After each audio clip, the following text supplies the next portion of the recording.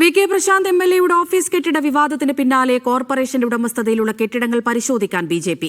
വാടകയ്ക്ക് നൽകിയിരിക്കുന്ന കെട്ടിടങ്ങളുടെ മുഴുവൻ രേഖകളും പരിശോധിക്കാനാണ് നീക്കം. കോർപ്പറേഷന്റെ വരുമാനം ചോരുന്നതിൽ അടിയന്തര ഇടപെടലുണ്ടാകുമെന്ന് മേയർ വി രാജേഷ് പറഞ്ഞു. കഴിഞ്ഞ ഭരണസമിതിയിൽ പ്രതിപക്ഷ നിരയിലായപ്പോൾ തന്നെ കോർപ്പറേഷനിലെ വാടകക്കൊള്ള ബി.ജെ.പി. ചർച്ചയാക്കിയിരുന്നു. ഭരണം ലഭിച്ചതോടെ വാടകക്കൊള്ള ആരോപണം പരിശോധിക്കുകയാണ് ബി.ജെ.പി. ഭരണസമിതി.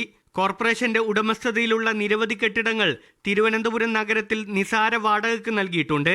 ഈ കെട്ടിടങ്ങൾ ഉപകരാറുണ്ടാക്കി മറിച്ചു നൽകുന്നതായും പരാതിയുണ്ട്. വർഷങ്ങളായി വാടക കരാർ പുതുക്കാത്ത കെട്ടിടങ്ങളും ഇതിൽ ഉൾപ്പെടും.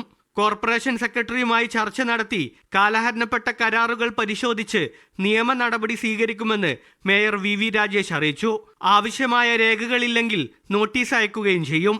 LDF ഭരിച്ചിരുന്നപ്പോഴേക്കും ഇതുപോലെ കോർപ്പറേഷൻ്റെയും പഞ്ചായത്തിൻ്റെയും മുനിസിപ്പാലിറ്റിയിലും ഒക്കെ തന്നെ നിരവധി ഓഫീസുകൾ കേരളത്തിലെ പല തദ്ദേശ സ്വയംഭരണ സ്ഥാപനങ്ങളിലും സ്വകാര്യ വ്യക്തികൾക്ക് അനധികൃതമായി കൊടുത്തിട്ടുണ്ട്, കൈവശം വെച്ചിട്ടുണ്ടെന്നുള്ള വിവരങ്ങളുണ്ട് ഞങ്ങൾക്ക്.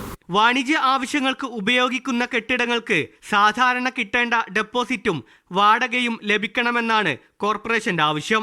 ജനപ്രതിനിധികൾക്ക് നിയമപരമായ ഇളവ് ലഭിക്കുമെന്ന് പറഞ്ഞ മേയർ അതിൽ വി കെ പ്രശാന്ത് ഉൾപ്പെടുമോ എന്ന ചോദ്യത്തിന് മറുപടി നൽകിയില്ല. മീഡിയ 1 തിരുവനന്തപുരം.